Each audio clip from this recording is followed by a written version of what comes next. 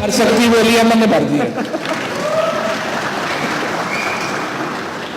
क्योंकि हमारे भाई अजीम बैठे हैं इसलिए मैंने जमात इस्लामी का नाम नहीं लिया।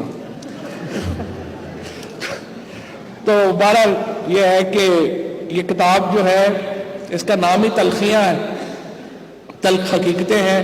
पिछले कई अशरों में हम तलखियों में घिरे रहे हैं, कुछ तलखियाँ अभी भी हैं और कोशिश करते हैं कुछ तलखियाँ कम भी होंगी। कुछ तलखियाँ हमारे मेरे भाई प्रेस क्लब के प्रेसिडेंट अरशद अंसारी साहब ने भी बयान किए हैं। लाहौर के ये हमारे जो सारे सहाफ़ी सामने भी सारे बेशुमार जो बैठे हुए हैं, हमारा कोई जो ताल्लुक़ है, मेरा कोई उससे कोई फॉर्मल ताल्लुक़ नहीं है। मेरा बिल्कुल हमने यहाँ पे, मैं उस दिन भी बता रहा था कि हमारा यहाँ पे याकूब के होटल के ऊपर सारी रात बैठ के हमने चाय भी पी है। प्रेस क्लब लाहौर जो है वो हमारा दूसरा घर भी रहा है और बहुत हमारा एक ज़ाती ताल्लुक़ है, बहुत सारे लोगों के साथ बड़ा एहतराम का ताल्लुक़ है। और इसलिए जब बात होती है कारकुन सहाफ़ियों की, जब बात होती है कि ये CPNE या PNS या बाकी हमारे जो बड़े लोग हैं, मेरी उनसे भी जब बात होती है तो दिल जो है वो तो हमारा जो है वो कारकुन सहाफ़ियों के साथ ही धड़कता है और इंशाअल्लाह उन्हीं के साथ धड़केगा। और जो हमारे मसाइल हैं, जिस तरीके से कुछ जो है वो किया हुआ है, कुछ मामला जो है वो क्या है, अब मैं क्या कहूँ कि वो कहते हैं कि ये बात जो है ये बिगड़ी है या बिगाड़ी गई है, ये अकदा कुछ दिनों बाद ही, कुछ अरसे बाद खुलेगा। इतना ज़रा पेचीदा मसला है, सारी बातें इतनी खुली महफिल में मैं करना भी नहीं चाहता, लेकिन हो जाती रही है और ज़्यादा देर ये ज़्यादा बर्दाश्त करने वाली है नहीं।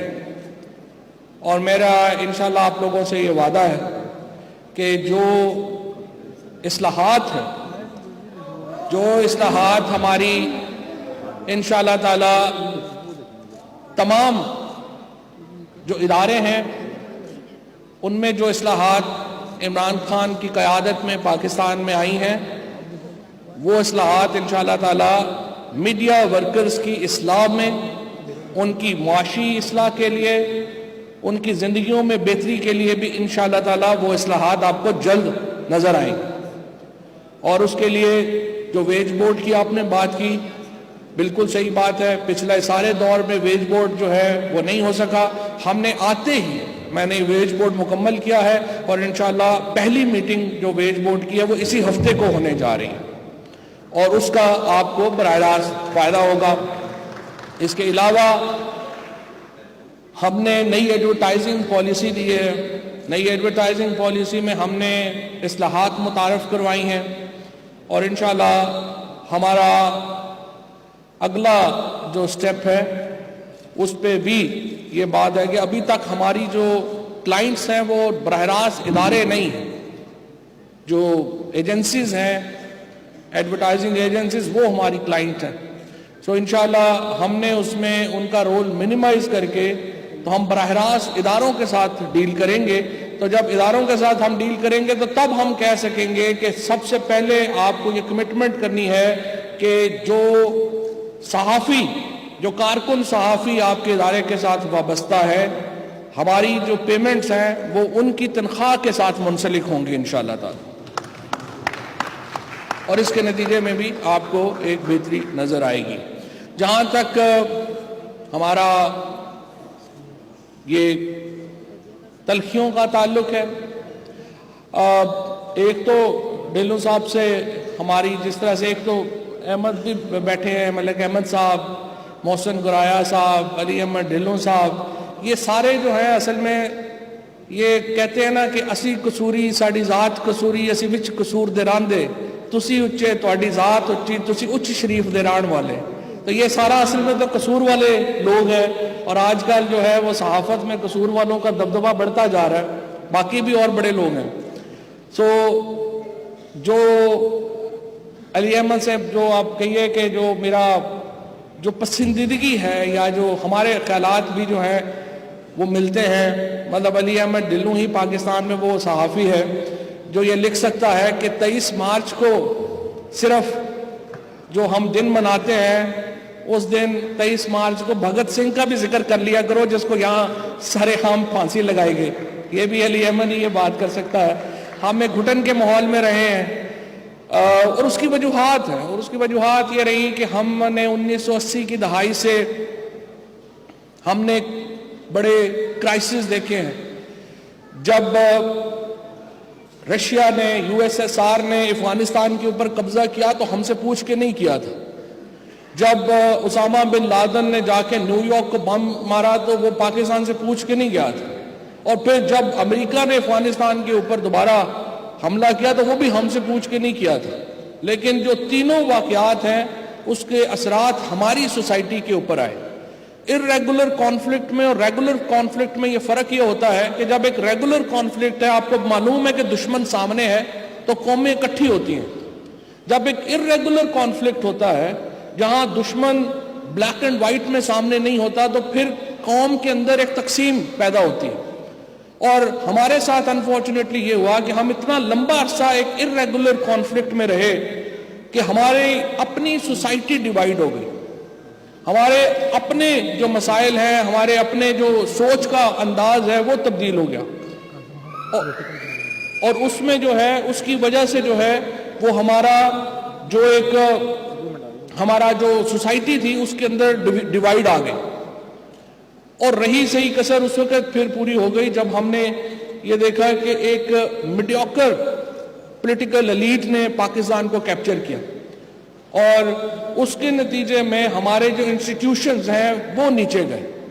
یہ جب ہم بات کرتے ہیں کہ ہماری جو ہے وہ صحافت میں ہماری مشکلات ہیں, میڈیا میں ہماری مشکلات ہیں, تو ہم ایک آئی لینڈ میں نہیں ہیں, ایک ملک کے ساتھ جڑے ہوئے ہیں. ملک یا سارے کے سارے اوپر جاتے ہیں یا سارے کے سارے شعبے اس کے نیچے آتے ہیں. ایک جسم کی مانند ہوتا ہے ملک. ہمارا جو ملک ہے اس میں بھی ہم نے دیکھا کہ ادارے جو ہیں جس ادارے کو آپ ہاتھ لگائیں پتہ چلتا ہے نیچے سے کھوکھلا ہے. جو چاہے آپ PTV کے اوپر دیکھیں, چاہے آپ APP کو دیکھیں, چاہے آپ ریڈیو پاکستان کو دیکھیں, چاہے اسٹیل مل کو دیکھیں, چاہے آپ PIA کو دیکھیں, یہ تمام ادارے اندر سے کھوکھلے کیے گئے. اور کھوکھلے کیسے کیے گئے؟ جھگڑا ہمارا کوئی ذاتی لڑائی تو نہیں ہے, کوئی عمران خان کی کوئی ذاتی لڑائی تو نہیں ہے زرداری صاحب سے یا نواز شریف صاحب سے یا باقی ہمارے جو زعماء ہیں ان سے. لڑائی یہ رہی کہ آپ نے یہ کیا کہ ایک طرف تو آپ نے, اب مثلا میں اگر الیکشن لڑتا ہوں جہلم سے, میں ہر جو اپنا پولنگ اسٹیشن ہے وہاں پہ اپنے 15-20 بندے جو ہیں ان کو PTV میں APP میں ملازم کرا لوں تو مجھے تو اگلے 15 سال پھر کوئی الیکشن نہیں ہرا سکتا, کیونکہ میرے تو سارے لوگ وہاں پہ مفت تنخواہ سرکار سے لیں گے, کام میرے لیے کریں گے, ہر جگہ کے اوپر میرے لیے بیٹری آف ورکرز جو ہے وہ پیڈ بیٹری آف ورکرز تیار ہوگی. ایگزیکٹلی یہی کچھ جب الطاف حسین کا MKM کا تھا اس نے کراچی میں کیا, یہی کچھ خورشید شاہ اینڈ کمپنی نے PIA میں اور اسٹیل مل میں اور باقی اداروں میں کیا, یہی کچھ جو PMLN ہے انہوں نے ان اداروں میں باقی اداروں میں کیا. اور پھر یہ اداروں کے اوپر اپنے, اب مثلا یہ جو منی لانڈرنگ آپ دیکھیے JIT میں لوگ کون ملوث ہیں, 272 لوگ ہیں, ان میں کون لوگ ملوث ہیں؟ Chairman state bank, deputy chairman state bank, SCCP کا چیئرمین, بینکس کے پریزیڈنٹ. جب آپ تمام لوگوں کو, تمام اداروں کو اپنا بزنس پارٹنر بنا لیں گے, جب تمام اداروں کے اوپر آپ لوگ اپنے اس طرح سے لوگوں کو بٹھا کے اور ان سے پھر ذاتی کام لیں گے تو پھر ادارے نیچے جائیں گے, اور جب ادارے نیچے جاتے ہیں تو الٹیمیٹلی ملک نیچے جاتے ہیں. اور یہی پاکستان کے ساتھ ہوا. اوپر اپنے لوگ لگا لیے, ان کے ساتھ اپنی بزنس پارٹنرشپس بنا لی, اور ان پارٹنرشپس کے ذریعے پیسے جو ہیں وہ آپ نے یہاں پہ باہر بھیجنے شروع کر دیے, جس کے نتیجے میں ملک کو بے انتہا معاشی نقصان ہوا.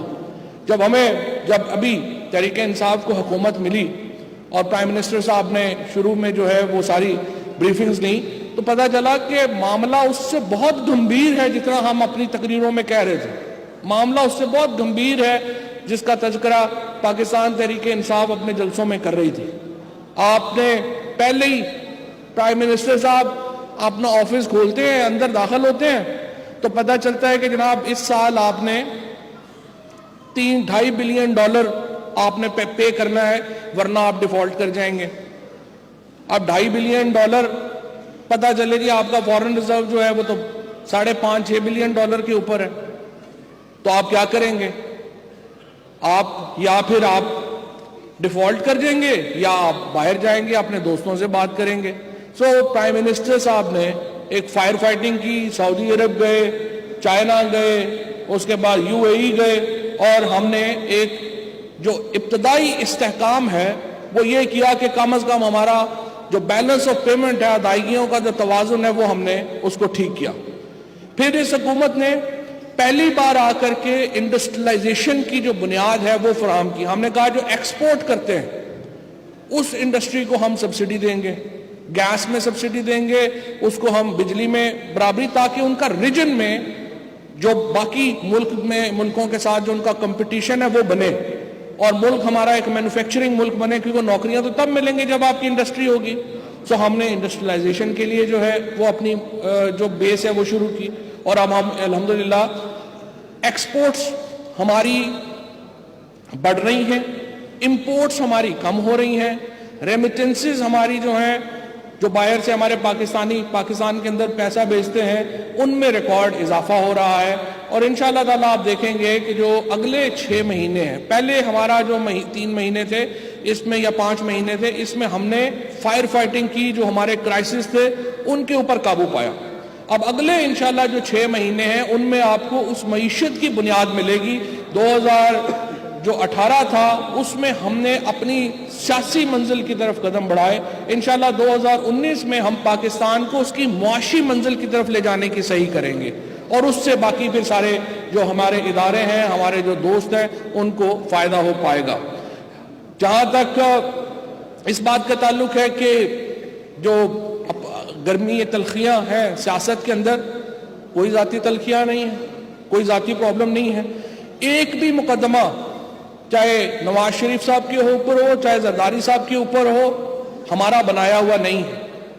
ایک بھی انویسٹیگیٹنگ آفیسر جس نے ان کی انویسٹیگیشن کی ہے ہمارا لگایا ہوا نہیں ہے. ایک بھی گواہ, ایک بھی اس مقدمے میں جو کسی کا متعلقہ آدمی ہے ہمارے لوگ نہیں ہیں. لیکن وہ کیا رہا تھا 2015 میں پہلی بار, 2015 میں انویسٹیگیشن شروع ہوتی ہے. 2016 میں چودھری نثار صاحب پریس کانفرنس کرتے ہیں اور کہتے ہیں کہ یہ ہمیں پتا چلا کہ ایان علی اور بلاول ہاؤس کے جو بل ہے وہ ایک ہی اکاؤنٹ سے پے ہوئے. تو پھر 2 سال آپ کیوں خاموش رہے؟ آپ نے کیوں کاروائی نہیں کی؟ مکمکہ چل رہا تھا. آپ you scratch my back, I scratch your back. آپ میرے مفادات کا تحفظ کریں گے, ہم آپ کے مفادات کا تحفظ کریں گے. جو عمران خان نے اور PTI نے آ کے یہ کیا کہ اداروں کو کہا کہ بھائی آپ نے انویسٹیگیشن کرنی ہے, ہم آپ کو نہیں کہیں گے کہ کوئی ہمارا بندہ ہے تو اس کا لحاظ کرو یا کوئی دوسرا بندہ ہے تو اس کا لحاظ کرو.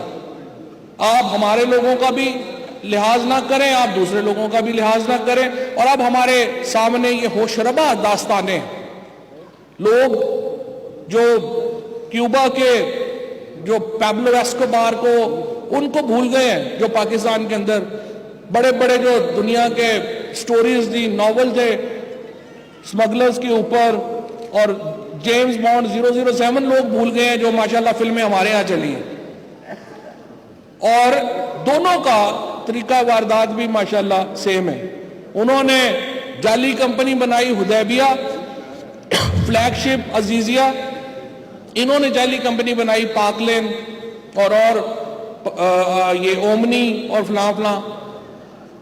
اور دونوں کا کوئی کاروبار نہیں تھا, نہ ان کا کوئی کاروبار تھا نہ ان کا کوئی کاروبار تھا. اور جب آپ پکڑے تو پھر کہتے ہیں جی بڑی آپ سیاست کے اندر بڑی تلخی لا رہے ہیں.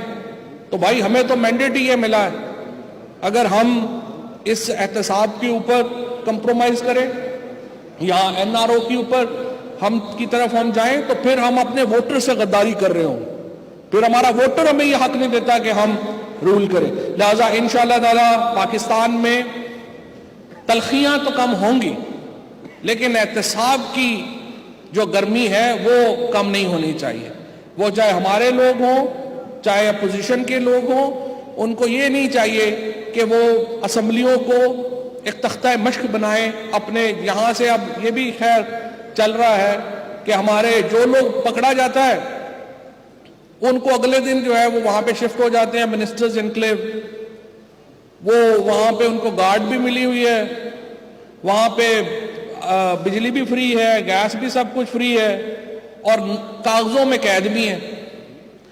تو ان کی انویسٹیگیشن جو ہے، اور وہاں پہ پھر اسمبلی کو جس طرح سے چلایا جا رہا ہے جیسے وہ نیب کے اوپر کو بورڈ آف گورنرز ہے.